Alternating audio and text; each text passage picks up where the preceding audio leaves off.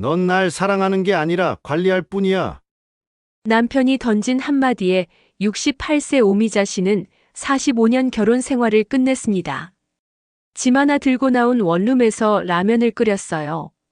혼자 먹는 밥상이 이렇게 조용할 줄 몰랐습니다. 하지만 자유는 달콤했어요. 아무도 간섭하지 않았고 누구 눈치도 보지 않았죠. 그런데 왜일까요? 밤이 되면 공허함이 밀려왔습니다. 세탁기가 고장나고 아플 때 혼자 병원에 가야 했어요. 친구들 모임에서도 혼자였습니다. 그리고 딸의 결혼식 날 남편과 다시 마주 앉았어요. 남편이 존댓말로 물었습니다. 건강은 괜찮으신가요? 차갑게 식은 그 자리에서 미자 씨는 깨달았어요. 후회는 늦게 오지만 가장 또렷하다는 걸요. 68세에야 알게 된 사랑의 또 다른 이름은 무엇일까요? 함께 살지 않아도 서로를 지키는 두 사람의 이야기. 지금 시작합니다. 안녕하세요. 여러분 인생길 벗입니다. 오늘도 찾아주셔서 감사합니다. 이 채널은 우리 시니어분들의 진솔한 이야기를 전하는 곳입니다. 세상에 쉽게 말하지 못했던 마음들, 오랜 시간 쌓여온 이야기들을 함께 나누고 있어요. 오늘 이야기는 68세 오미자 씨의 이야기입니다. 45년을 함께 산 남편과의 결혼 생활을 끝낸 미자 씨는 처음으로 혼자만의 삶을 시작했어요. 자유로웠지만 동시에 외로웠습니다. 후회도 했고 흔들리기도 했죠. 하지만 그 과정에서 미자 씨는 68년을 살아오며 한 번도 물어보지 않았던 질문과 마주했어요. 나는 누구인가? 오늘 이야기가 여러분께 작은 위로가 되길 바랍니다. 혹시 이 이야기가 마음에 드셨다면 구독과 좋아요 부탁드려요. 여러분의 작은 응원이 큰 힘이 됩니다. 그럼 지금부터 오미자 씨의 이야기를 시작하겠습니다. 문을 열었습니다. 현관문 손잡이가 차갑게 느껴졌어요.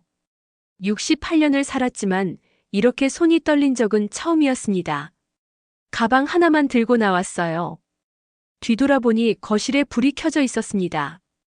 TV 소리가 들렸죠. 남편은 소파에 앉아 뉴스를 보고 있었어요. 내가 나가는 걸 알았을까요? 아니면 관심이 없었을까요? 문을 닫았습니다. 철컥 자물쇠가 잠기는 소리가 복도에 울렸어요. 45년 동안 열고 닫았던 문이었습니다. 오늘이 마지막이 될 줄은 몰랐죠. 계단을 내려갔어요. 한 칸, 두 칸, 세 칸. 발소리가 이상하게 크게 들렸습니다. 1층 현관을 나서니 찬바람이 얼굴을 스쳤어요. 11월 저녁 6시, 하늘은 이미 어두웠습니다. 길 건너 편의점 간판 불빛이 눈에 들어왔어요. 저기서 컵라면을 사야 했습니다. 오늘 저녁은 그걸로 때워야 했죠. 원룸까지는 버스로 20분 거리였어요. 버스 정류장에 서서 기다렸습니다. 퇴근길 사람들이 지나갔죠. 모두 집으로 가는 사람들이었어요. 나만 집을 나온 사람이었습니다. 버스가 왔어요. 카드를 찍고 뒷자리에 앉았습니다. 창밖을 보니 익숙한 풍경들이 지나갔어요. 단골 슈퍼, 미용실, 동네 공원. 45년 동안 매일 지나다녔던 곳들이었죠. 이제 다시 보지 못할 거예요. 핸드폰이 울렸습니다. 딸 은영이었어요. 받지 않았습니다. 아직은 말할 수 없었어요. 뭐라고 설명해야 할지 몰랐죠. 버스가 멈췄어요. 내릴 곳이었습니다. 원룸 건물 앞에 섰어요. 낡은 오피스텔이었습니다. 벽이 군데군데 벗겨져 있었죠. 엘리베이터를 탔습니다. 3층. 문이 열렸어요. 복도를 걸어가니 304호가 보였습니다. 이제 여기가 내 집이에요. 열쇠를 꺼내 문을 열었어요. 텅 빈 방이었습니다. 아무것도 없었어요. 냉장고도 없고 침대도 없고 TV도 없었죠. 짐 가방을 바닥에 내려놓았습니다. 창문을 열었어요. 찬바람이 들어왔습니다. 밖에서 차 소리가 들렸죠. 나는 빈 바닥에 주저앉았어요. 가방을 열고 옷 몇 벌을 꺼냈습니다. 속옷, 겉옷, 양말. 그게 전부였어요. 45년 동안 모은 게 이것뿐이었습니다. 핸드폰을 다시 꺼냈어요. 은영이한테 문자가 와 있었습니다. 엄마, 괜찮으세요? 전화 좀 받아요. 손가락이 멈췄습니다. 답장을 쓸 수가 없었어요. 뭐라고 말해야 할까요? 엄마는 이제 혼자 살아 이렇게 말할 수 있을까요? 핸드폰을 내려놓았습니다. 그때 배에서 꼬르륵 소리가 났어요. 아침부터 아무것도 먹지 않았었죠. 편의점에 가야 했습니다. 컵라면과 물을 사야 했어요. 일어나서 문을 열고 나갔어요. 복도를 걸어 엘리베이터를 탔습니다. 1층으로 내려갔죠. 편의점 자동문이 열렸어요. 환한 불빛이 눈부셨습니다. 컵라면 코너로 갔어요. 김치라면을 집었습니다. 물 한 병도 집었죠. 계산대로 가서 카드를 내밀었어요. 3,500원이었습니다. 점원이 봉투에 담아줬어요. 감사합니다. 인사를 하고 나왔습니다. 다시 원룸으로 돌아왔어요. 문을 열고 들어가니 방은 여전히 텅 비어 있었습니다. 컵라면을 뜯었어요. 물을 부었습니다. 3분을 기다렸죠. 뚜껑을 열었어요. 김이 올라왔습니다. 젓가락으로 면을 집어 입에 넣었어요. 뜨거웠습니다. 혀가 얼얼했죠. 하지만 맛이 없었어요.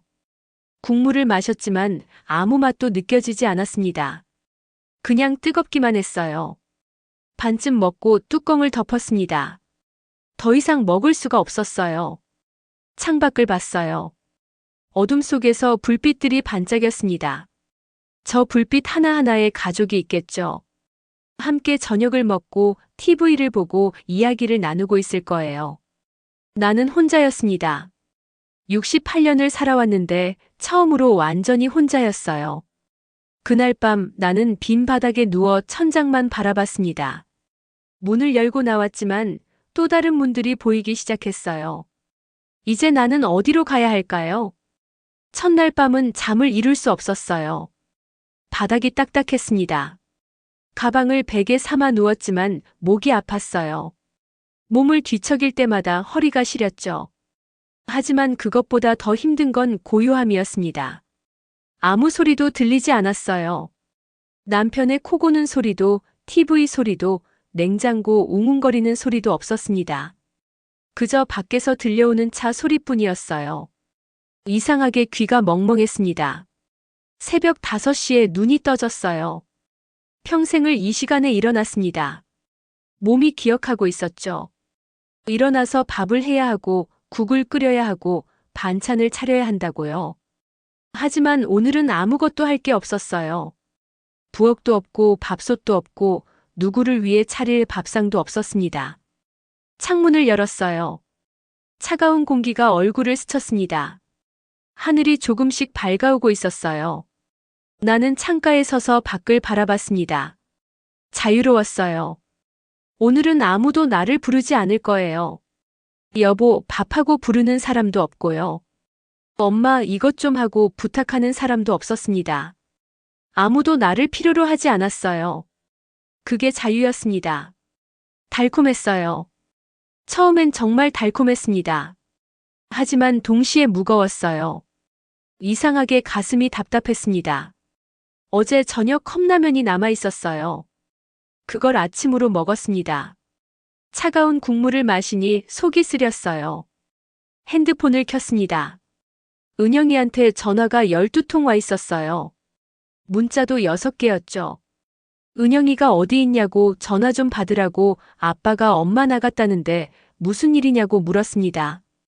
손가락이 멈췄습니다. 뭐라고 답장해야 할까요? 한참을 고민하다가 짧게 썼어요. 괜찮아. 걱정 마. 보내기를 눌렀습니다.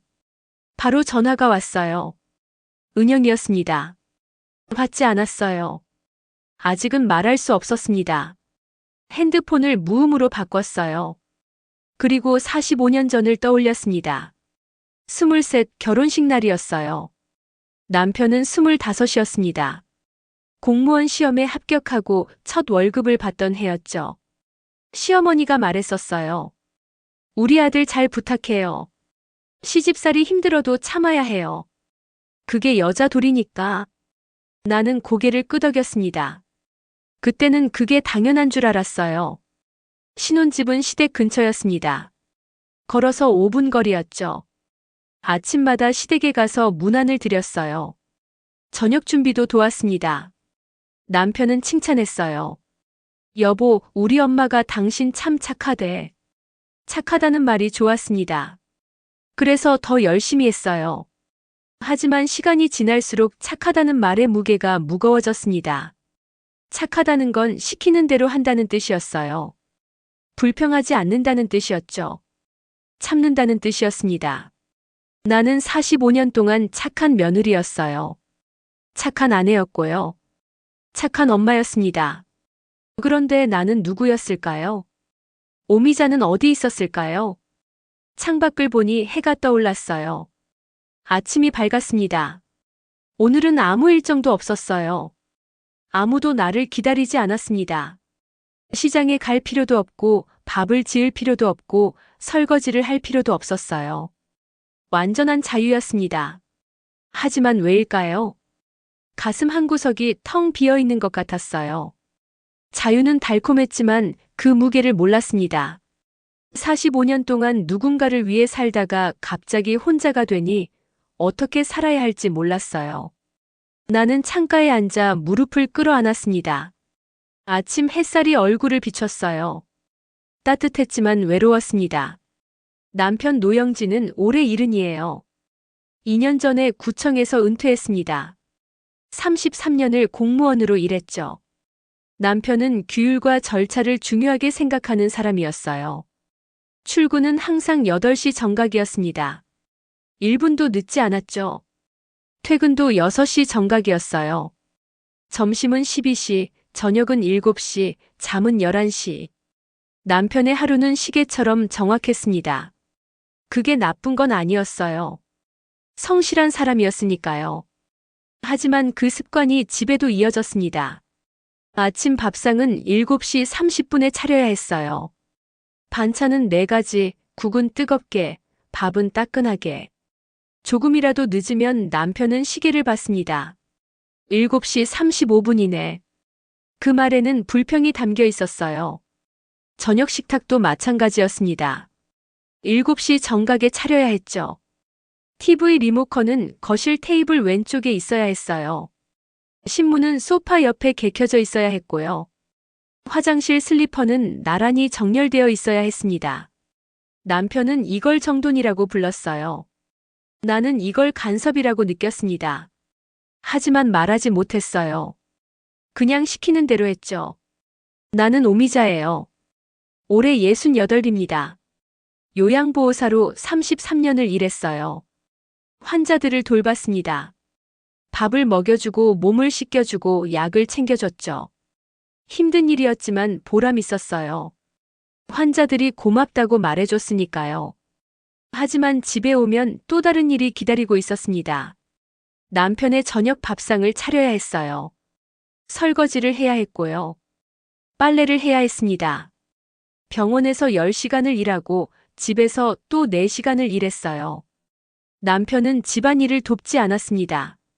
여보는 집안일 전문가잖아. 나는 서툴러. 그 말이 늘 똑같았습니다. 나는 피곤했어요. 밤에 눕기만 하면 금방 잠들었죠. 하지만 남편은 몰랐습니다. 아니, 알려고 하지 않았어요. 어느 날이었어요. 병원에서 돌아오는 길이었습니다. 무릎이 아팠어요. 계단을 오르내리다 보니 관절이 상했죠. 집에 들어가니 남편이 소파에 앉아 있었어요. 여보, 저녁 뭐야? 인사도 없었습니다. 그냥 뭘 먹을 건지만 물었어요. 나는 부엌으로 갔습니다.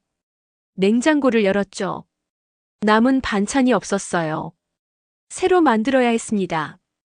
된장찌개를 끓였어요. 고등어를 구웠습니다. 시금치를 무쳤죠. 1시간이 걸렸어요. 밥상을 차렸습니다. 남편을 불렀죠.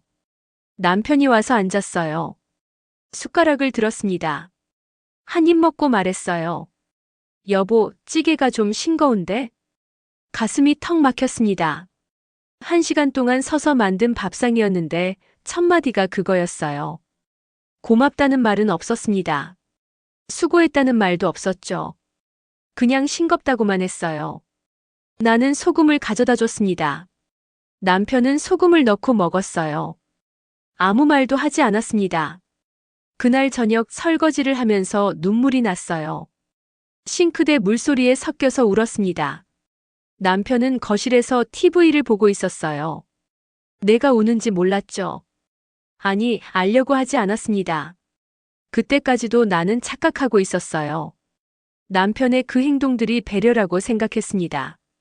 시간 맞춰 밥 먹으라는 게 건강 챙기는 거라고 믿었어요. 집안 정리하라는 게 가족을 위한 거라고 생각했죠. 하지만 틀렸습니다. 그건 배려가 아니었어요. 간섭이었습니다. 통제였죠.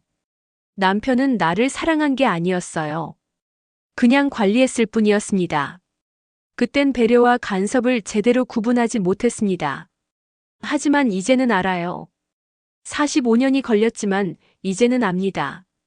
사흘째 되는 날이었어요. 원룸 생활에 조금씩 익숙해지고 있었습니다. 아침에 일어나면 편의점에 가서 김밥을 샀어요. 점심은 컵라면, 저녁은 도시락이었죠. 혼자 먹는 밥은 여전히 맛이 없었지만 그래도 먹어야 했습니다. 오늘은 집을 좀 정리하기로 했어요. 가방에서 옷을 꺼내 벽장에 걸었습니다. 속옷과 양말도 서랍에 넣었죠. 그런데 서랍 맨 밑에서 뭔가 걸렸어요. 종이였습니다. 꺼내보니 낡은 메모지였어요. 모서리가 해져 있었죠. 무엇인지 보려고 펼쳤습니다. 행복한 성공의 공방 매주화 목 오후 2시 수강료 월 8만 원. 글씨가 발에 있었어요. 종이도 누렇게 변해 있었습니다. 언제적 메모지일까요? 한참을 들여다보다가 기억이 났어요. 15년 전이었습니다. 그때 나는 53이었어요. 아직 병원에서 일하고 있었죠. 어느 날 길을 가다가 송공의 공방 앞을 지나쳤습니다. 창문 너머로 사람들이 보였어요. 뜨개질을 하고 있었죠. 털실이 알록달록했습니다. 발걸음이 멈췄어요. 예쁘다는 생각이 들었습니다. 그때 공방 문이 열렸어요. 사람이 나왔습니다. 구경하고 가세요. 체험도 할 수 있어요. 안으로 들어갔어요. 테이블마다 사람들이 앉아 있었습니다. 나이는 다양했어요. 젊은 사람도 있고 나와 비슷한 나이도 있었죠. 모두 손을 움직이고 있었어요. 바늘이 털실을 뚫고 지나갔습니다. 선생님이 말했어요. 한번 해보실래요? 바늘과 털실을 건네줬습니다. 손에 쥐는 순간 이상한 느낌이 들었어요. 익숙했습니다. 언제 잡아봤더라. 바늘을요. 그러다 문득 떠올랐습니다. 20살 때였어요. 결혼 전이었습니다. 친구 집에서 뜨개질을 배웠었죠. 목도리를 떴어요. 빨간색이었습니다. 내 것이었죠. 처음 만든 거였는데 삐뚤빼뚤했지만 예뻤어요. 자랑스러웠습니다. 그런데 결혼하고 나서는 한 번도 하지 못했어요. 시간이 없었죠. 시댁일, 집안일, 육아, 직장. 하루하루가 숨가쁘게 지나갔습니다. 뜨개질 같은 건 사치였어요. 바늘을 손에 쥐고 털실을 걸었습니다. 한 코, 두 코, 세 코. 손이 기억하고 있었어요. 조금씩 무늬가 만들어졌습니다. 그때 가슴이 뭉클해졌어요. 이게 뭘까요? 이 느낌은요. 선생님이 웃으며 말했어요. 손재주가 좋으시네요. 등록하고 배우실래요? 등록 안내서를 줬습니다. 매주 화, 목 오후 2시 수강료 월 8만 원. 집에 가져왔어요. 메모지에 적었죠. 남편한테 말하려고 했습니다. 여보, 나 송공예 배우고 싶어. 하지만 말하지 못했어요. 남편이 뭐라고 할지 알았으니까요. 그런 거 배워서 뭐 해? 돈만 나가지. 결국 메모지는 서랍 깊숙이 들어갔습니다. 그리고 15년이 지났어요. 나는 원룸 바닥에 앉아 그 메모지를 들여다봤습니다. 손가락으로 글씨를 쓸어봤어요. 행복한 성공의 공방. 행복하다는 단어가 유난히 눈에 들어왔습니다. 나는 언제 행복했을까요? 45년 결혼 생활 동안 진짜 행복했던 순간이 있었을까요? 모르겠어요. 기억이 나지 않았습니다. 그런데 이상하게 그날 성공의 공방에서 바늘을 쥐었을 때는 가슴이 두근거렸어요. 그게 행복이었을까요? 메모지를 접어서 지갑에 넣었습니다. 그리고 핸드폰을 꺼내 검색했어요. 행복한 성공의 공방. 결과가 나왔습니다. 아직도 있었어요. 같은 자리에 있었습니다. 수강 안내를 봤어요. 매주 화, 목 오후 2시 수강료 월 9만 원. 가격이 조금 올랐지만 큰 차이는 없었습니다. 손가락이 떨렸어요. 등록 버튼이 보였습니다. 누를까요? 지금이라도 시작할까요? 68비예요. 늦었을까요? 아니, 늦지 않았습니다. 오히려 지금이 처음일지도 몰라요. 잊었다고 믿었던 꿈이 손끝에서 다시 깨어났습니다. 나는 천천히 등록 버튼을 눌렀어요. 신청이 완료되었습니다. 다음 주 화요일 오후 2시에 뵙겠습니다. 화면에 문자가 떴습니다. 가슴이 두근거렸어요. 15년 만에, 아니 48년 만에 내가 원하는 걸 했습니다. 성공의 공방 첫 수업 날이었어요. 화요일 오후 1시 30분 원룸을 나섰습니다. 가슴이 두근거렸어요. 떨리기도 했죠. 48년 만에 내가 원하는 걸 하러 가는 길이었습니다. 공방은 지하철로 새 정거장 거리였어요. 문을 열고 들어가니 선생님이 반갑게 맞아줬습니다. 이름을 확인하고 자리를 안내해줬어요. 테이블에 앉았습니다. 다른 사람들도 있었어요. 대여섯 명 정도였죠. 모두 손을 움직이고 있었습니다. 바늘이 털실을 엮어가고 있었어요. 선생님이 바늘과 털실을 건네주며 천천히 해보라고 했습니다. 바늘을 손에 쥐었어요. 손이 기억하고 있었습니다. 한 코, 두 코, 세 코. 무늬가 만들어졌어요. 옆 사람이 처음인데 잘한다고 말했습니다. 고맙다고 했어요. 그렇게 2시간이 흘렀습니다. 수업이 끝났어요. 선생님이 칭찬하며 다음 주에 또 보자고 했습니다. 공방을 나왔어요. 발걸음이 가벼웠습니다. 가슴이 따뜻했어요. 오랜만에 느끼는 기분이었습니다. 행복했어요. 그런데 문득 이런 생각이 들었습니다. 왜 45년 동안 이걸 못했을까요?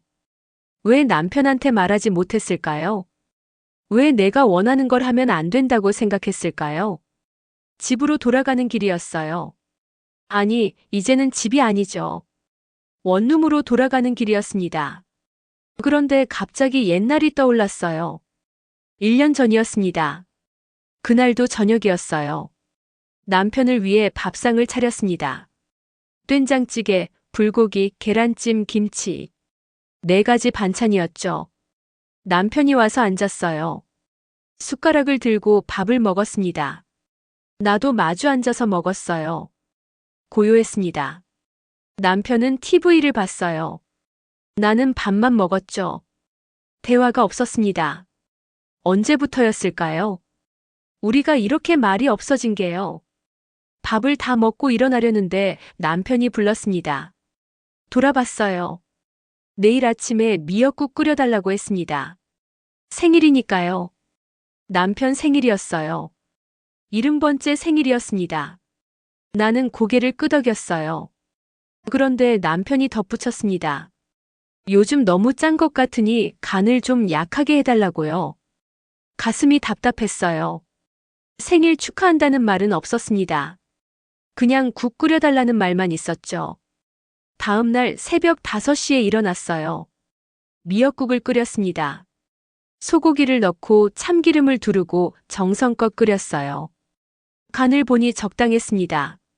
하지만 남편이 싱겁게 해달라고 했으니까요. 소금을 덜 넣었어요. 아침 7시 30분 밥상을 차렸습니다. 남편이 와서 앉았어요. 생일 축하한다고 말했습니다. 남편은 고개만 끄덕였어요. 짧게 대답했죠. 그게 전부였습니다. 미역국을 떴어요. 한 숟가락 먹고 얼굴을 찌푸렸습니다. 너무 싱거운데? 가슴이 철렁 내려앉았어요. 어제간 약하게 해달라고 했다고 말했습니다. 남편이 말했어요. 그렇게 싱겁게 하라는 게 아니라 적당히 하라는 거라고요. 손이 떨렸어요. 그럼 어떻게 해야 하냐고 물었습니다. 남편이 한숨을 쉬었어요. 여보는 왜 그렇게 융통성이 없어? 말하는 대로만 하고. 눈물이 났어요. 참으려고 했습니다. 하지만 참을 수가 없었어요. 당신이 그렇게 하라고 했잖아요. 목소리가 떨렸습니다. 남편이 숟가락을 놓았어요. 예민하게 받아들인다고 건강 생각해서 말한 건데 왜 그러냐고 했습니다. 예민하다고요? 예민하다고요? 45년 동안 시키는 대로 했어요. 아침 7시 30분에 밥상 차리고 반찬 4가지 준비하고 신문 개켜놓고 슬리퍼 정리하고요. 그렇게 살아왔는데 이제 와서 융통성이 없다고 했습니다. 가슴이 터질 것 같았어요. 당신은 나를 사랑한 적이 있어요? 남편이 어이없다는 표정을 지었습니다. 45년을 같이 살았는데 무슨 소리냐고 했어요. 45년을 살았다고 사랑이냐고 물었습니다. 남편이 답답하다는 듯 말했습니다. 건강 챙기려고 말한 건데 왜 오해하냐고요? 오해가 아니었어요. 이제는 알았습니다. 남편은 나를 사랑한 게 아니었어요. 그냥 관리했을 뿐이었습니다. 밥 시간 맞추라는 것도, 집안 정리하라는 것도, 간 맞추라는 것도요. 전부 나를 관리하는 거였어요. 나는 아내가 아니었습니다. 그냥 관리 대상이었죠. 남편이 일어나서 방으로 들어갔어요. 나는 식탁에 혼자 남았습니다. 생일 미역국이 식어가고 있었어요. 그날 밤 나는 결심했습니다. 더 이상 이렇게 살 수 없다고요. 일주일 후 나는 가방 하나를 들고 집을 나왔어요. 그리고 지금 원룸에 살고 있습니다. 송공의 공방에 다니면서요. 누가 시켜서가 아니라 내가 원해서요. 그게 얼마나 큰 차이인지 이제는 압니다. 넌 날 사랑하는 게 아니라 관리할 뿐이야. 남편이 직접 그 말을 하지는 않았어요. 하지만 나는 느꼈습니다. 45년 동안 느껴왔죠. 그리고 나는 작은 가방 하나를 들었습니다. 원룸 생활 2주일째였어요. 조금씩 익숙해졌습니다. 아침에 일어나면 편의점에 가고 점심은 김밥이나 삼각김밥으로 때우고 저녁은 도시락을 사왔어요. 화요일과 목요일은 송공의 공방에 갔습니다. 손끝에서 무언가가 만들어지는 게 신기했어요. 털실이 바늘을 통해 모양을 갖춰갔죠. 선생님이 칭찬해줬습니다. 실력이 빠르게 늘고 있다고요. 가슴이 따뜻해졌어요. 하지만 밤이 되면 달랐습니다. 고요함이 무거웠어요. 텅 빈 방에 혼자 앉아 있으면 생각이 많아졌습니다. 이게 맞는 걸까요? 45년을 함께 산 사람과 헤어진 게요. 자유로웠어요. 정말 자유로웠습니다. 아무도 나를 부르지 않았고 아무도 시키지 않았어요. 밥상을 차릴 필요도 없었고 눈치를 볼 필요도 없었죠. 하지만 동시에 외로웠습니다. 저녁 6시가 되면 습관적으로 시계를 봤어요. 남편이 퇴근할 시간이었거든요. 아, 지금쯤 현관문을 열겠구나. 소파에 앉아서 TV를 켤 거야. 그리고 나를 부르겠지. 여보, 저녁 뭐야? 그런데 지금은 아무도 나를 부르지 않았어요. 아무도 기다리지 않았습니다. 이상했어요. 45년 동안 그 시간이 싫었는데 지금은 그리워졌습니다. 밤 11시가 되면 더 힘들었어요. 침대가 없어서 바닥에 이불을 깔고 잤습니다. 딱딱했죠. 옆에 아무도 없었어요. 남편의 코 고는 소리도 들리지 않았습니다. 45년 동안 그 소리 때문에 잠을 설쳤는데 지금은 그 소리가 그리웠어요. 눈물이 났습니다. 베개에 얼굴을 묻고 울었어요. 이게 뭘까요? 이 감정은요? 후회하는 걸까요? 아니면 그냥 익숙한 게 그리운 걸까요? 모르겠어요. 그러다 어느 날이었습니다. 세탁기가 고장났어요. 빨래를 돌리려는데 물이 새기 시작했습니다. 바닥이 젖었죠. 당황했어요. 어떻게 해야 할지 몰랐습니다. 핸드폰을 꺼냈어요. 남편한테 전화하려고 했죠. 아, 남편이 고쳐줄 수 있을 거야. 하지만 손가락이 멈췄습니다. 이제는 남편한테 부탁할 수 없었어요. 나는 혼자였습니다. 검색을 했어요. 세탁기 수리업체를 찾았습니다. 전화를 걸었죠. 기사님이 왔습니다. 수리비가 8만 원이었어요. 카드를 내밀었습니다. 결제했죠. 기사님이 갔어요. 나는 주저앉았습니다. 8만 원. 적은 돈은 아니었어요. 남편이 있었다면 직접 고쳤을 거예요. 돈을 쓰지 않았겠죠. 하지만 나는 혼자였습니다. 모든 걸 혼자 해결해야 했어요. 가슴이 답답했습니다. 그리고 며칠 후였어요. 몸이 안 좋았습니다. 감기 기운이 있었죠. 머리가 아팠어요. 목도 따끔거렸습니다. 약을 사러 나가야 했습니다. 하지만 일어날 힘이 없었어요. 침대, 아니, 바닥에 누워 있었습니다. 물 한 잔이 간절했어요. 하지만 부엌까지 가는 게 힘들었습니다. 그때 문득 생각했어요. 만약 남편이 있었다면 어땠을까? 물을 떠다 줬을까요? 아니, 아마 안 줬을 거예요. 여보, 일어나서 먹어. 내가 왜 떠다 줘? 그렇게 말했을 겁니다. 하지만 그래도 옆에 누군가 있었을 거예요. 혼자는 아니었겠죠. 지금은 완전히 혼자였습니다. 아플 때 비로소 빈자리가 소리내어 울었습니다. 간신히 일어나서 물을 마셨어요. 약을 먹고 다시 누웠습니다. 천장을 바라봤어요. 자유는 달콤했지만 외로움은 씁쓸했습니다. 고요는 안심이자 또 다른 시험이었어요. 나는 과연 이렇게 혼자 살 수 있을까요? 45년 동안 누군가와 함께 살다가 갑자기 혼자가 되니 모든 게 낯설었습니다. 자유롭지만 무거웠어요. 편하지만 외로웠습니다. 이게 내가 원했던 삶일까요? 혼자 사는 기술에는 빈틈이 많았습니다. 세탁기 고장, 감기, 공과금, 외로움. 하나하나가 무거웠어요. 하지만 돌아갈 수도 없었습니다. 돌아간다고 해서 달라질 것도 없었죠. 나는 그저 바닥에 누워 눈을 감았어요. 내일은 조금 나아질까요? 아니면 더 힘들어질까요? 모르겠어요. 하지만 오늘은 그냥 자야 했습니다. 혼자서요. 3주일째가 되던 날이었어요. 우편함을 열었습니다. 고지서가 가득 들어 있었어요. 전기세, 수도세, 가스비. 모두 내 이름으로 온 고지서였습니다. 펼쳐서 봤어요. 전기세 4만 6천 원, 수도세 2만 3천 원, 가스비 3만 7천 원. 합하면 10만 6천 원이었습니다. 한숨이 나왔어요. 원룸 월세도 60만 원이었죠.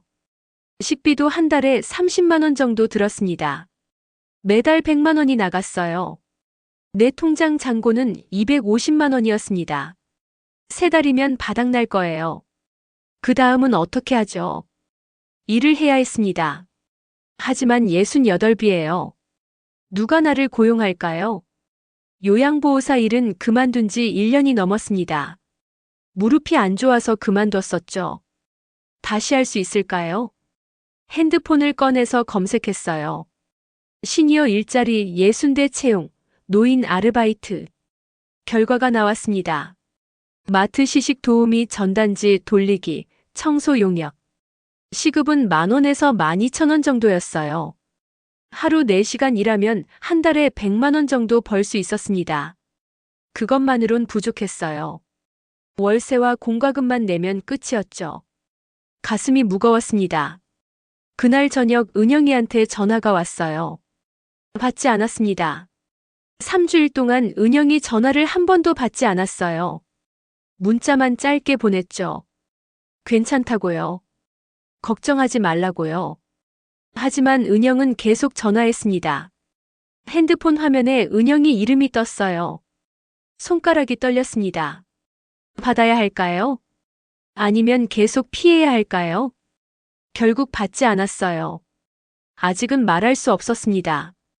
그리고 며칠 후였어요. 밤에 배가 아팠습니다. 화장실을 들락날락했어요. 설사였죠. 어제 먹은 도시락이 상했던 것 같았어요. 새벽 3시까지 화장실에 있었습니다. 몸이 축 늘어졌어요. 힘이 하나도 없었죠. 침대. 아니, 바닥에 누웠습니다. 물을 마셔야 했어요. 탈수가 오면 위험했으니까요. 하지만 일어날 힘이 없었습니다. 그냥 눈을 감았어요. 이러다 죽을 수도 있겠다는 생각이 들었습니다. 혼자 원룸에서요. 아무도 모르게요. 무서웠어요. 간신히 일어나서 물을 마셨습니다. 약국에 가야 했어요. 겉옷을 걸치고 나갔습니다. 24시간 약국이 3블록 떨어진 곳에 있었어요. 비틀거리며 걸어갔습니다. 약사님이 놀라며 물었어요. 괜찮냐고요? 설사약을 달라고 했습니다. 약을 받아서 돌아왔어요. 원룸에 들어와서 약을 먹었습니다. 그리고 다시 누웠어요. 천장을 바라봤습니다. 혼자 사는 건 이렇게 힘든 거였어요. 아플 때, 돈이 없을 때, 외로울 때. 모든 걸 혼자 견뎌야 했습니다. 자유에는 대가가 있었어요. 혼자 살 수 있는 기술, 혼자 버틸 수 있는 힘, 혼자 견딜 수 있는 용기. 나한테 그게 있을까요? 모르겠어요. 하지만 돌아갈 수는 없었습니다. 45년 동안 관리당하며 살았던 그 집으로는요. 나는 눈을 감았어요. 내일 아침이 오면 조금 나아질까요? 세탁기 고장, 공과금 독촉장, 갑작스러운 감기. 혼자 사는 기술에는 빈틈이 많았습니다. 그 빈틈들이 하나씩 나를 무너뜨리고 있었어요. 화요일 오후였어요. 송공의 공방 수업 날이었습니다. 몸은 여전히 무거웠지만 가기로 했어요. 이 시간만큼은 내가 나일 수 있었으니까요. 공방 문을 열고 들어갔습니다. 선생님이 웃으며 맞아줬어요. 자리에 앉았습니다. 바늘과 털실을 꺼냈죠. 오늘은 목도리를 만드는 날이었어요. 빨간색 털실이었습니다. 20살 때 만들었던 그 목도리 색깔이었죠. 손이 기억하고 있었어요. 한 코, 2코, 3코. 바늘이 움직였습니다. 무늬가 만들어졌어요. 옆에 앉은 사람이 말을 걸었습니다. 이른이 넘은 할머니였어요. 혼자 사시냐고 물었습니다. 나는 고개를 끄덕였어요. 할머니도 혼자 산다고 했습니다. 남편이 5년 전에 돌아가셨다고요. 처음엔 힘들었대요. 밥 먹기도 싫고 아침에 일어나기도 싫었다고 했죠. 하지만 여기 와서 손뜨개를 배우면서 조금씩 나아졌다고 했어요. 무언가를 만드는 게 위로가 됐대요. 손끝에서 뭔가가 만들어지는 걸 보면 살아있다는 느낌이 든다고 했습니다. 나도 그랬어요. 털실이 바늘을 통과하면서 무늬가 생겼습니다. 내 손으로 만든 거예요. 누가 시켜서가 아니라 내가 원해서 만든 거였죠. 그게 얼마나 큰 차이인지 이제는 알았어요. 2시간이 지났습니다. 목도리가 반쯤 완성됐어요. 선생님이 와서 봤습니다. 아주 잘하고 있다고 했어요. 다음 주면 완성될 것 같다고 했죠.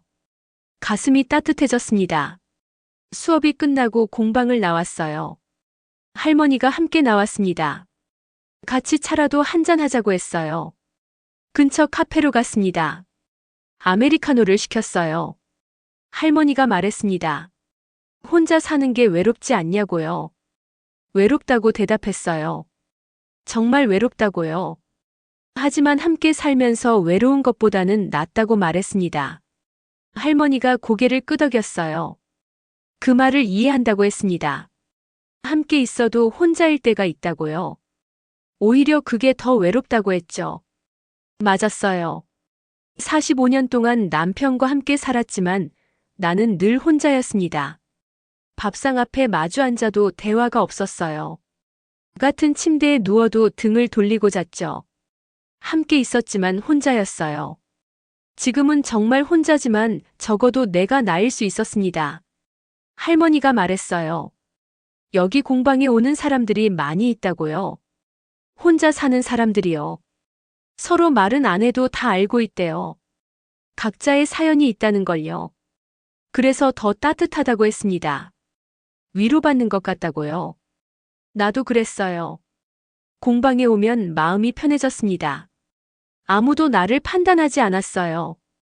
아무도 왜 혼자 사냐고 묻지 않았죠. 그냥 함께 손을 움직이며 무언가를 만들었습니다. 그게 좋았어요. 카페를 나왔습니다. 할머니와 헤어지며 다음 주에 보자고 했어요.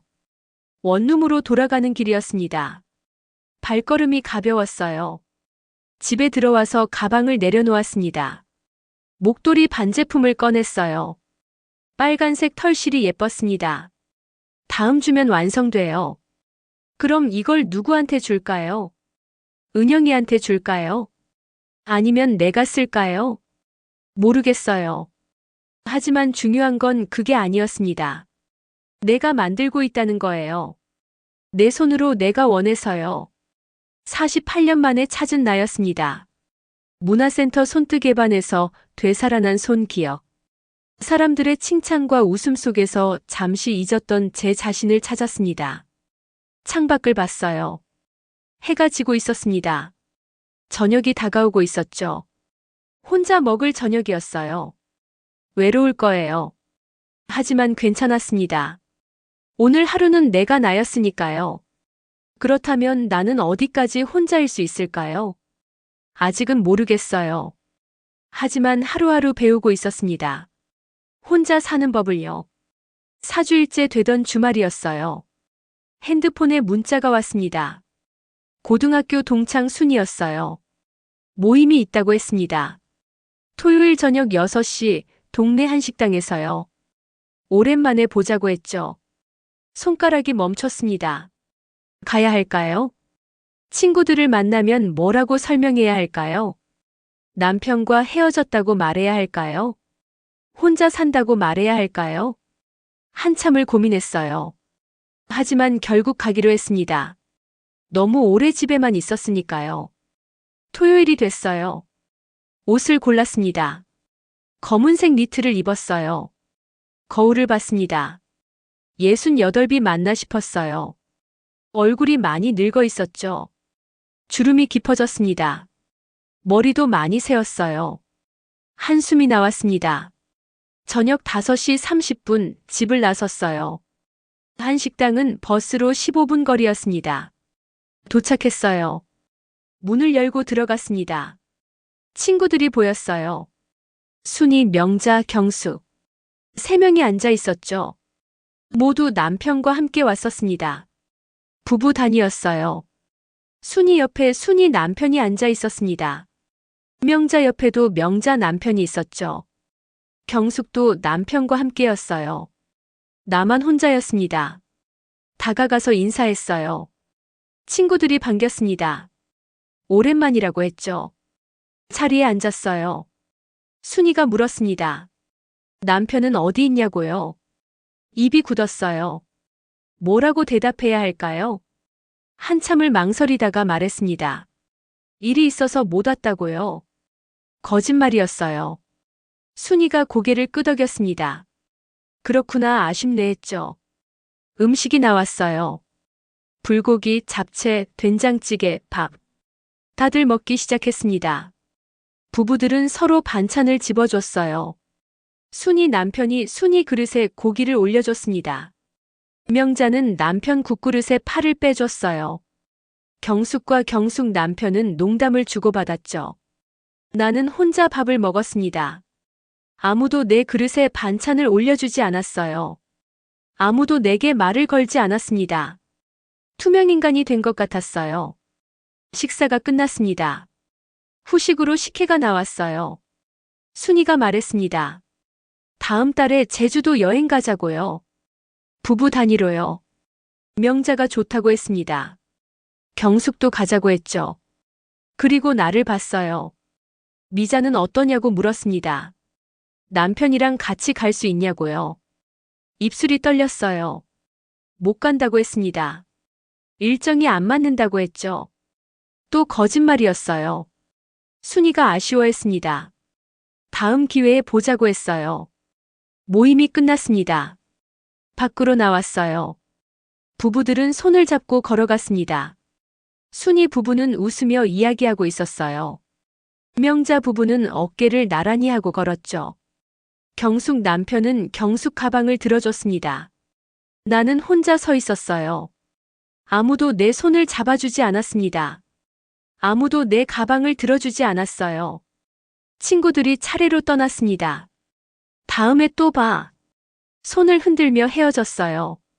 나는 혼자 버스 정류장으로 걸어갔습니다. 버스를 기다리며 하늘을 봤어요. 별이 보였습니다. 혼자였어요. 세상은 부부 단위로 돌아가고 있었습니다. 친구 모임도 여행도 식당도요.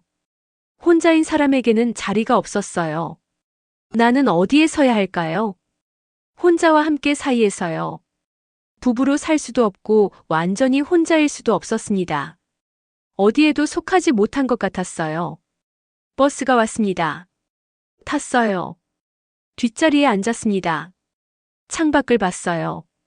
거리에는 사람들이 가득했습니다. 모두 누군가와 함께 걸어가고 있었죠. 연인들, 가족들, 친구들. 나만 혼자였어요. 원룸에 도착했습니다. 문을 열고 들어갔어요. 텅 빈 방이 나를 맞았습니다. 불을 켰어요. 소파도 없고 TV도 없고 아무것도 없었습니다. 나는 바닥에 주저앉았어요. 오늘 저녁 나는 완전히 투명 인간이었습니다. 부부들 사이에서 존재감이 없었어요. 아무도 나를 보지 않았습니다. 그게 혼자 사는 사람의 자리였어요. 눈물이 났습니다. 자유롭게 살고 싶었을 뿐인데 세상은 나를 받아주지 않았습니다. 나는 어디에 서야 할까요? 혼자와 함께 그 사이 어딘가에서요. 한 달이 지났습니다. 핸드폰이 울렸어요. 은영이었습니다. 이번에는 받았어요. 엄마. 은영의 목소리가 들렸습니다. 은영아. 한 달 만에 듣는 딸의 목소리였어요. 은영이 울고 있었습니다. 엄마가 너무 보고 싶다고 했어요. 왜 연락도 안 하냐고 무슨 일이 있는 거냐고 물었죠. 가슴이 먹먹했습니다. 괜찮다고 말했어요. 걱정하지 말라고요. 은영이 말했습니다. 다음 주 토요일 결혼식이 있다고요. 친구 결혼식이 아니라 은영이 결혼식이었어요. 손에 힘이 빠졌습니다. 은영이 결혼을 해요. 38이었습니다. 늦은 나이에 만난 사람이 있었대요. 한 달 동안 엄마한테 말하고 싶었는데 연락이 안 돼서 못했다고 했습니다. 꼭 와달라고 했어요. 엄마 없이는 결혼식 할 수 없다고요. 눈물이 났습니다. 갈게, 꼭 갈게 하고 말했어요. 전화를 끊었습니다. 손이 떨렸어요. 결혼식이요. 그럼 남편도 있겠죠. 한 달 만에 마주치는 거예요. 무슨 말을 해야 할까요? 토요일이 됐습니다. 예식장 주소를 확인했어요. 강남이었습니다. 옷을 골랐습니다. 검은색 정장을 입었어요. 거울을 봤습니다. 화장을 했어요. 오랜만에 립스틱을 발랐습니다. 예식장으로 출발했어요. 지하철을 2번 갈아탔습니다. 1시간이 걸렸죠. 예식장에 도착했어요. 입구에 은영의 사진이 걸려 있었습니다. 웨딩드레스를 입은 은영이 환하게 웃고 있었어요. 가슴이 뭉클했습니다. 내 딸이 결혼을 하는구나. 로비로 들어갔어요. 하객들이 가득했습니다. 그리고 저 앞에 남편이 보였어요. 검은색 양복을 입고 서 있었습니다. 한 달 만이었어요. 남편도 나를 봤습니다. 눈이 마주쳤어요. 남편이 다가왔습니다. 나도 걸어갔어요. 서로 멈춰 섰습니다. 1미터 정도 떨어진 거리였어요. 남편이 먼저 말했습니다. 왔어요? 존댓말이었어요. 당신이 아니라 당신이요였습니다. 나도 존댓말로 대답했어요. 네. 그게 전부였습니다. 더 이상 할 말이 없었어요. 45년을 함께 살았는데 이제는 존댓말을 쓰는 사이가 됐습니다. 신부 대기실로 갔어요. 은영이 있었습니다. 웨딩드레스를 입고 있었어요. 너무 예뻤습니다. 은영이 나를 보더니 울었어요. 엄마 하고 안겼습니다. 나도 울었어요. 오래 안고 있었습니다. 은영이 속삭였어요. 엄마 아빠한테 무슨 일 있어요? 왜 따로 사세요? 대답할 수가 없었습니다. 그냥 괜찮다고만 했어요. 은영의 결혼식이 시작됐습니다. 신부 아버지석에 남편이 앉았어요. 신부 어머니석에 나도 앉았습니다. 바로 옆자리였어요. 하지만 우리는 서로를 보지 않았습니다. 은영이 입장했어요. 아버지 팔을 잡고 걸어왔습니다.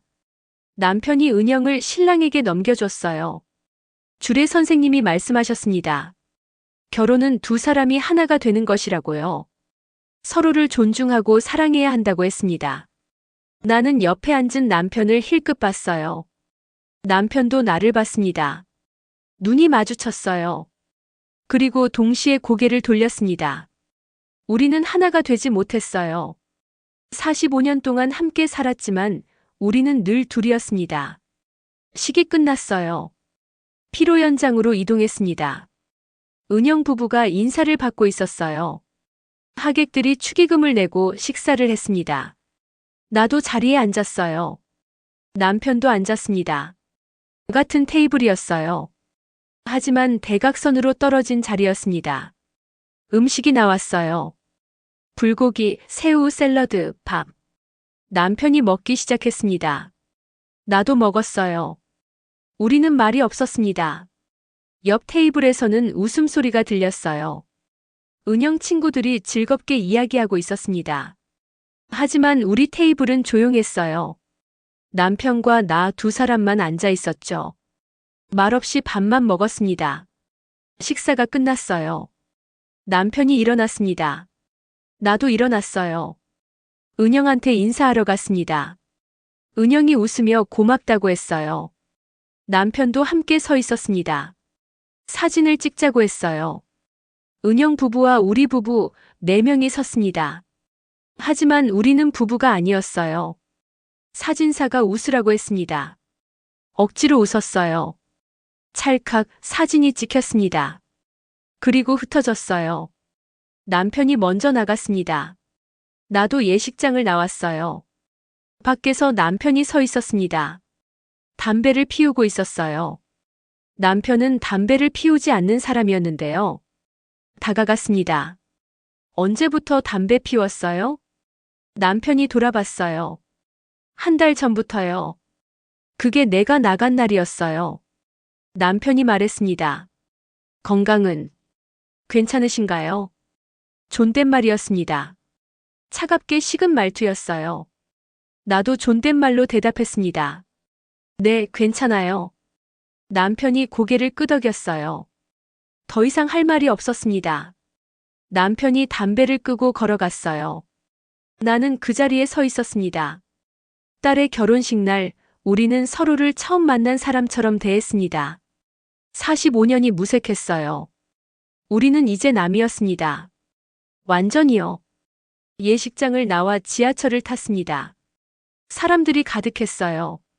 모두 어디론가 가고 있었죠. 나는 원룸으로 돌아가고 있었습니다. 텅 빈 방으로요.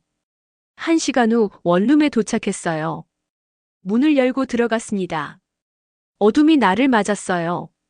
불을 켰습니다. 형광등이 깜빡이며 켜졌어요.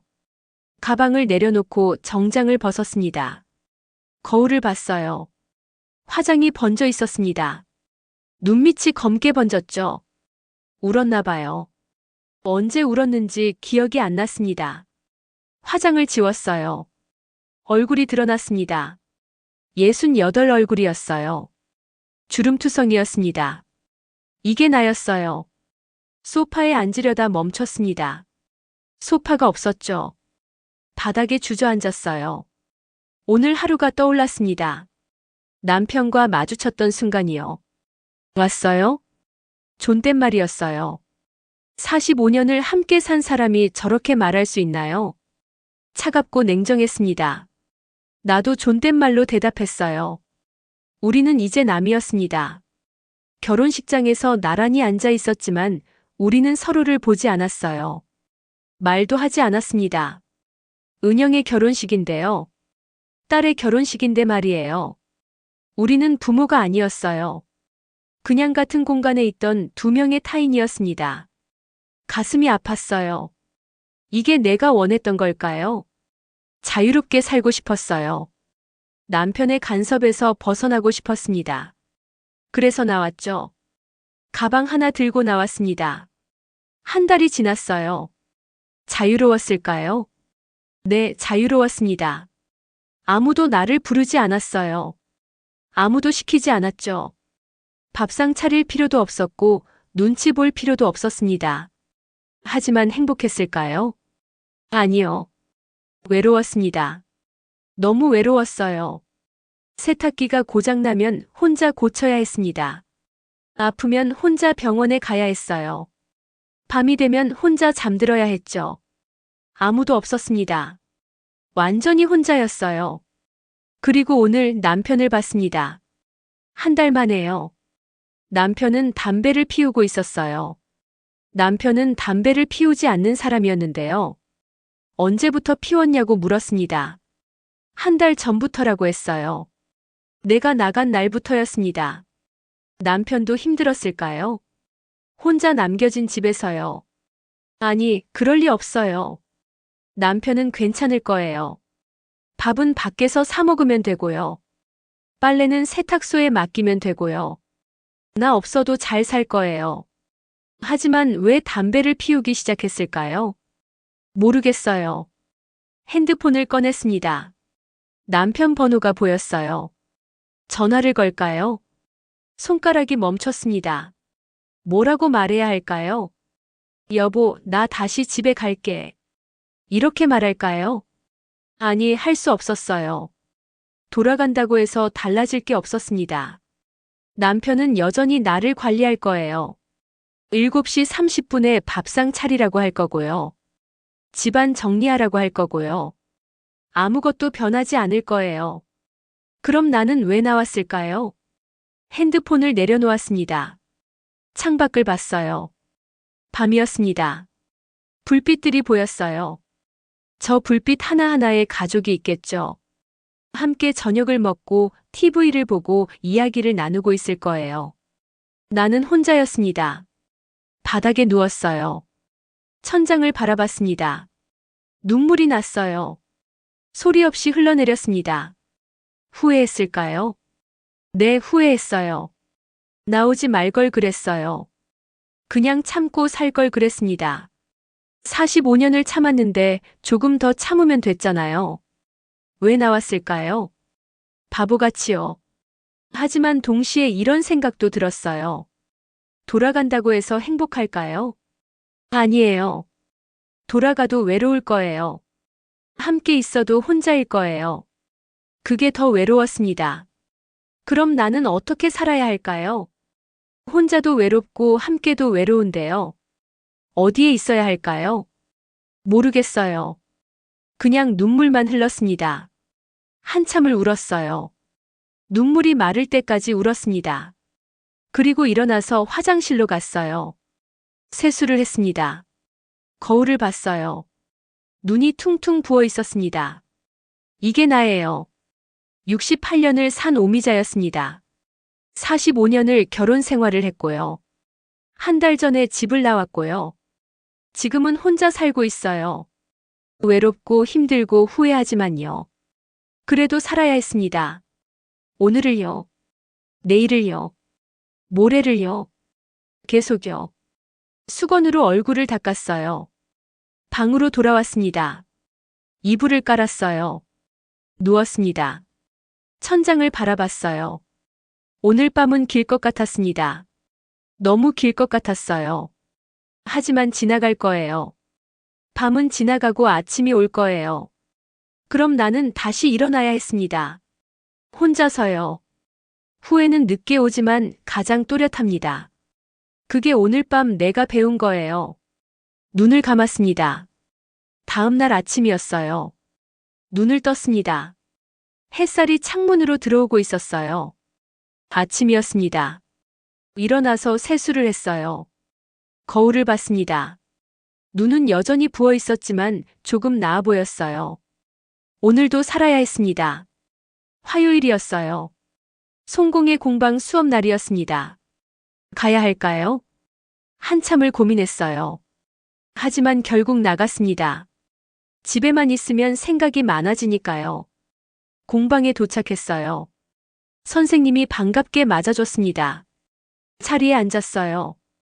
오늘은 목도리 마무리하는 날이었습니다. 바늘을 들었어요. 한 코, 두 코, 세 코.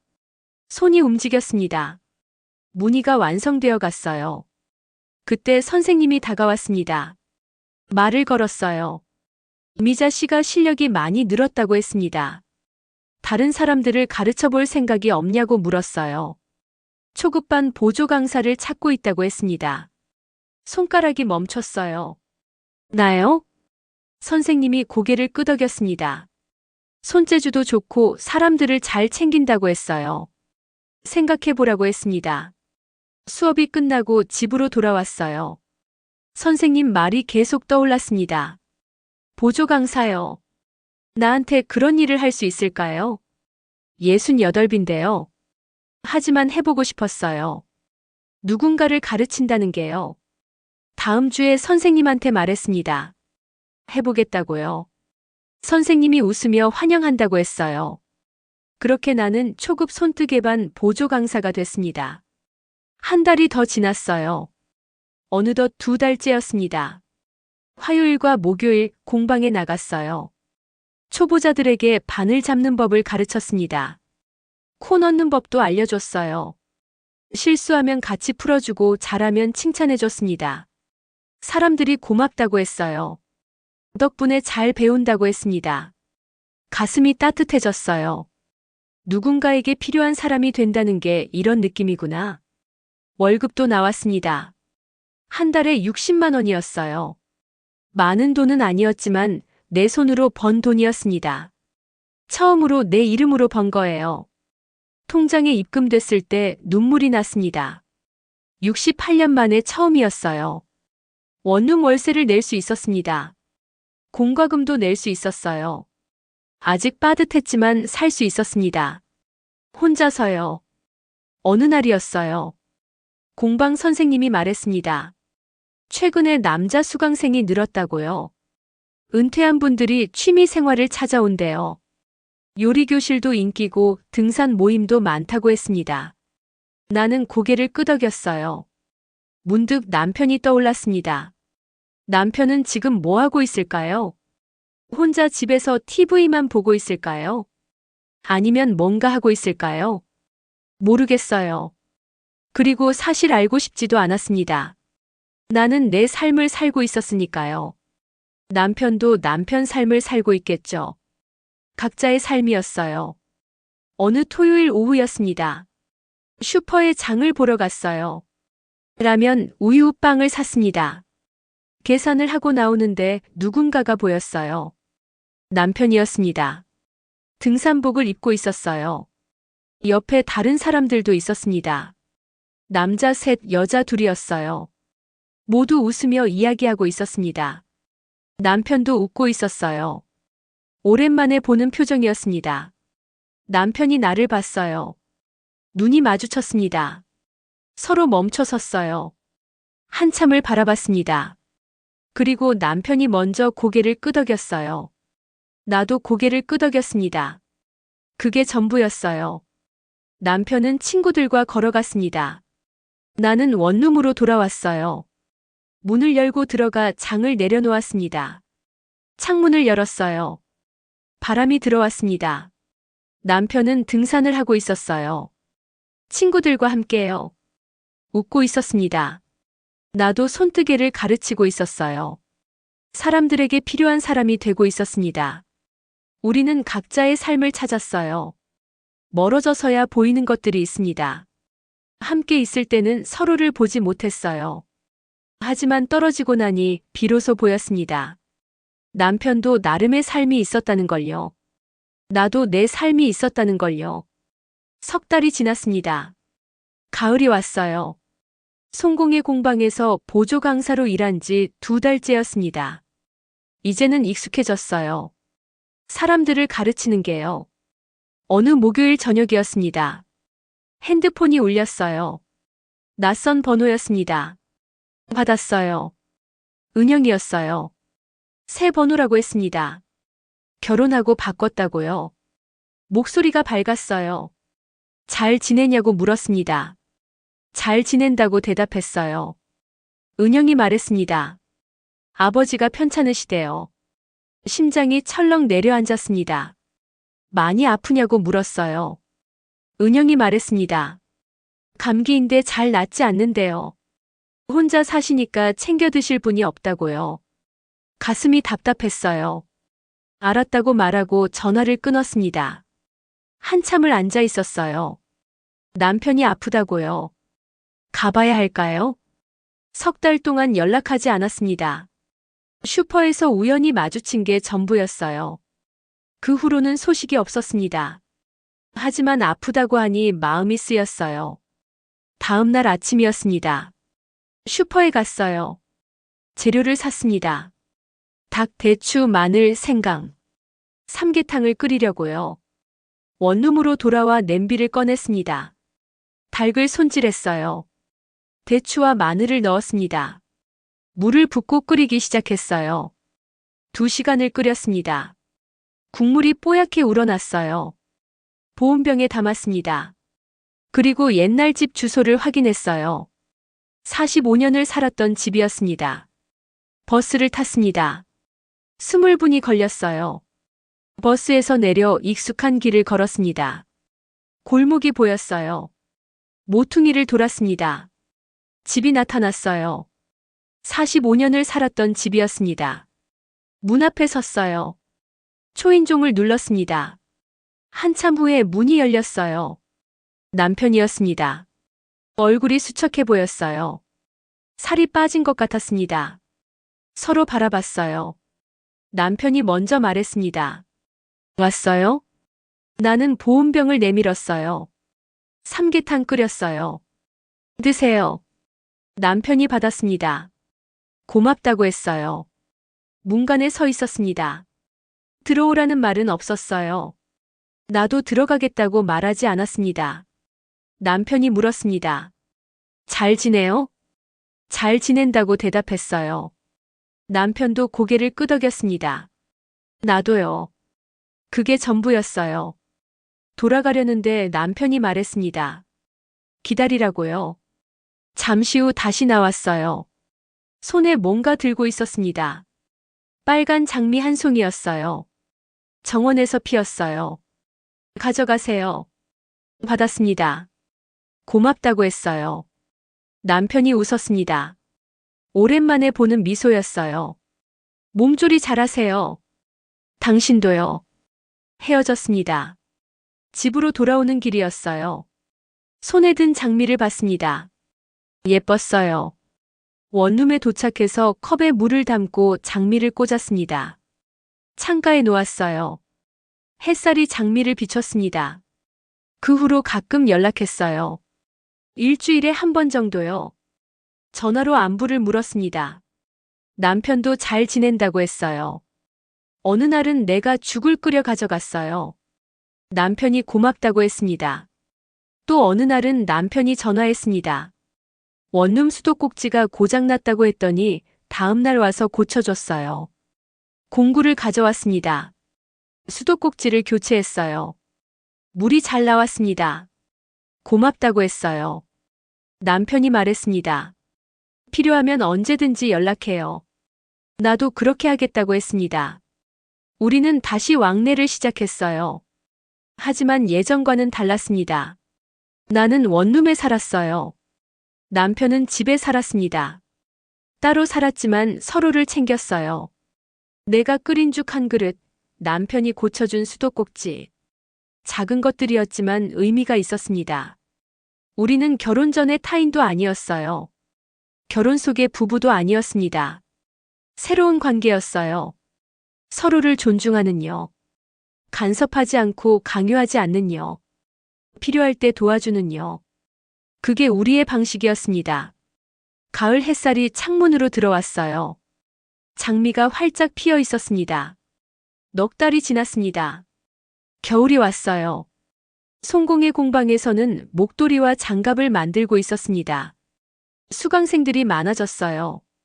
초급반이 2개로 늘었습니다. 나는 2반을 모두 가르쳤어요. 바빴지만 행복했습니다. 어느 토요일 오후였어요. 공방에서 작은 전시회가 열렸습니다. 수강생들이 만든 작품을 전시하는 거예요. 나도 내 작품을 냈습니다. 빨간색 목도리와 장갑이었어요. 20살 때 만들고 싶었던 그 색깔이었습니다. 사람들이 와서 봤어요. 예쁘다고 말했습니다. 가슴이 벅찼어요. 전시회가 끝나고 선생님이 말했습니다. 미자 씨가 만든 목도리가 제일 인기였다고요. 정식 강사로 일할 생각이 없냐고 물었어요. 내년부터 중급반을 맡아달라고 했습니다. 손이 떨렸어요. 정식 강사요. 68배요. 할 수 있을까요? 하지만 하고 싶었습니다. 선생님한테 말했어요. 하겠다고요. 선생님이 웃으며 축하한다고 했습니다. 그날 저녁 원룸으로 돌아왔어요. 기분이 좋았습니다. 핸드폰을 꺼내 은영이한테 전화했어요. 은영이 받았습니다. 말했어요. 엄마가 정식 강사가 됐다고요. 은영이 소리쳤습니다. 축하한다고 자랑스럽다고요. 눈물이 났어요. 딸이 엄마를 자랑스러워한다고 했습니다. 68년을 살았는데 처음 들어보는 말이었어요. 전화를 끊고 창밖을 봤습니다. 눈이 내리고 있었어요. 하얀 눈송이가 천천히 떨어졌습니다. 아름다웠어요. 다음 주였습니다. 남편한테 전화가 왔어요. 받았습니다. 남편이 말했습니다. 등산 동호회에 가입했다고요. 매주 토요일마다 산에 간대요. 건강해졌다고 했습니다. 좋다고 말했어요. 남편이 물었습니다. 나는 어떻게 지내냐고요? 말했습니다. 정식 강사가 됐다고요. 중급반을 맡게 됐다고요. 남편이 잠시 침묵했어요. 그리고 말했습니다. 축하해요. 잘했어요. 가슴이 따뜻해졌습니다. 45년을 함께 살았지만 남편이 나를 칭찬한 적이 없었어요. 오늘이 처음이었습니다. 고마워요. 전화를 끊었어요. 미소가 지어졌습니다. 남편도 변했어요. 나도 변했고요. 멀어지고 나서야 비로소 서로를 보게 됐습니다. 1달 후였어요. 은영이 원룸에 놀러 왔습니다. 문을 열어줬어요. 은영이 안으로 들어왔어요. 주위를 둘러봤습니다. 엄마 여기서 사세요? 고개를 끄덕였어요. 은영이 말없이 나를 안았습니다. 고생 많으셨어요. 눈물이 났어요. 은영이 말했습니다. 처음엔 이해할 수 없었대요. 왜 아빠와 헤어졌는지요? 하지만 지금은 안 돼요. 엄마가 용기 있었다고 했습니다. 자기 삶을 찾은 거라고요. 나는 고개를 끄덕였어요. 맞았습니다. 용기였어요. 68년을 살고 45년을 결혼 생활을 하고 그리고 나서야 찾은 용기였습니다. 은영이 가방에서 뭔가 꺼냈어요. 작은 화분이었습니다. 선인장이었어요. 엄마 집에 화분이 하나도 없어서요. 이거 키우세요. 받았습니다. 창가에 놓았어요. 선인장은 작고 귀여웠습니다. 은영이 말했습니다. 선인장은 혼자서도 잘 자라요. 물도 자주 안 줘도 되고요. 엄마처럼요. 웃음이 났어요. 맞았습니다. 나는 선인장 같았어요. 혼자서도 잘 자라고 있었습니다. 은영이 가고 나서 선인장을 봤어요. 작지만 단단해 보였습니다.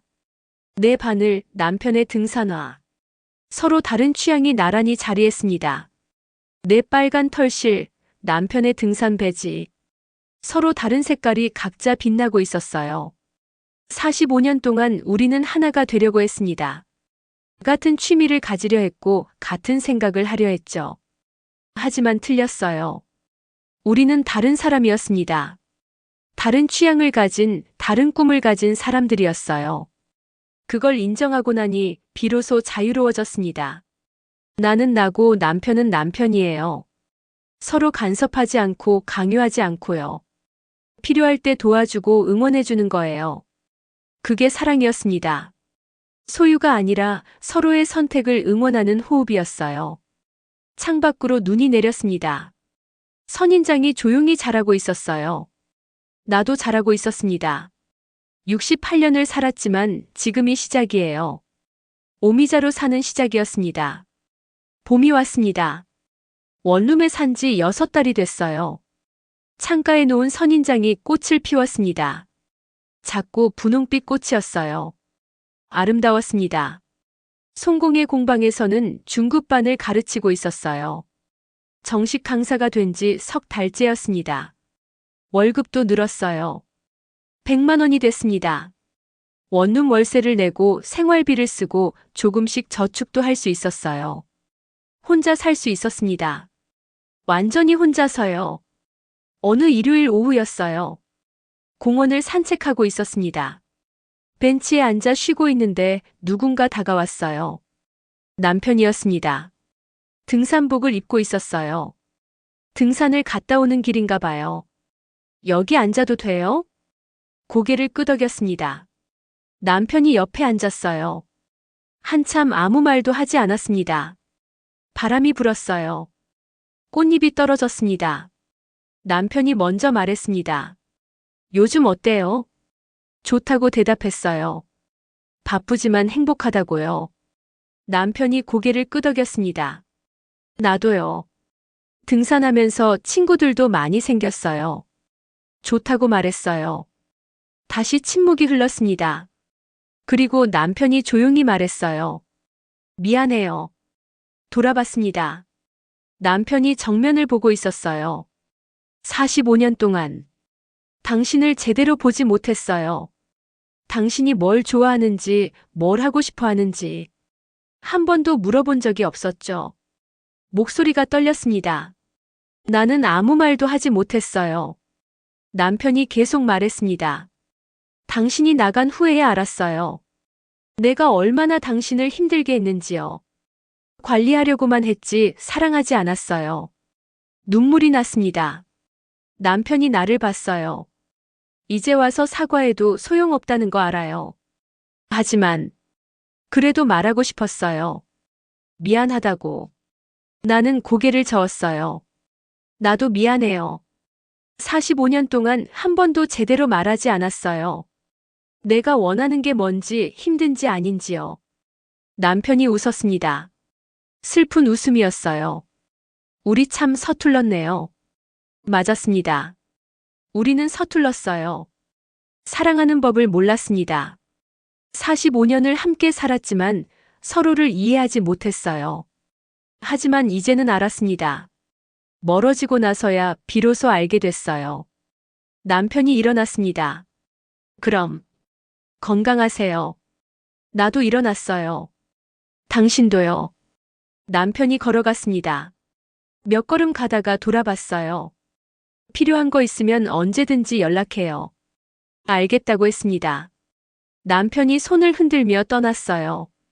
나는 벤치에 다시 앉았습니다. 눈물이 흘러내렸어요. 미안하다는 말을 들었습니다. 45년 만에 처음이었어요. 아팠어요. 하지만 동시에 위로가 됐습니다. 남편도 후회하고 있었어요. 나만 힘들었던 게 아니었습니다. 우리 둘 다 힘들었어요. 함께 있을 때는 몰랐습니다. 하지만 떨어지고 나니 보였어요. 우리는 서로를 사랑했어요. 다만 표현하는 법을 몰랐을 뿐이었습니다. 그래도 늦지 않았습니다. 지금이라도 알게 됐으니까요. 원룸으로 돌아왔어요. 선인장을 봤습니다. 꽃이 활짝 피어 있었어요. 내 옆에는 아무도 없었습니다. 혼자였어요. 하지만 외롭지 않았습니다. 나는 나로 살고 있었으니까요. 남편도 남편으로 살고 있었어요. 우리는 함께 살지 않습니다.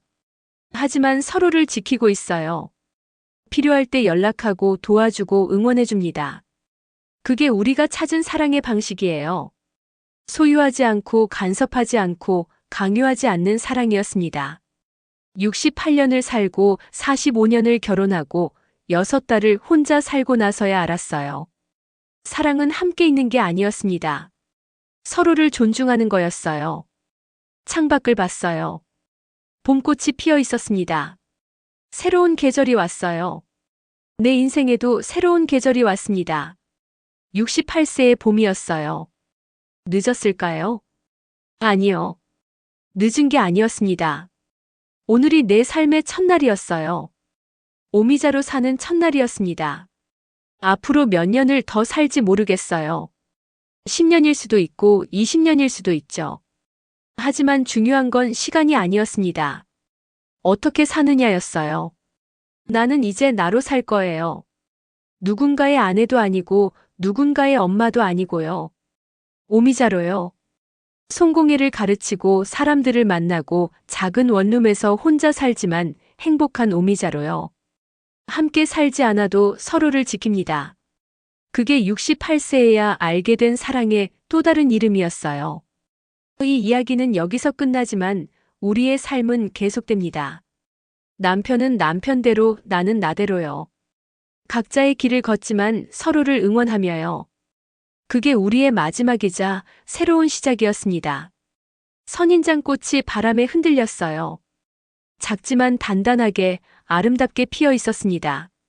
나도 그렇게 살 거예요.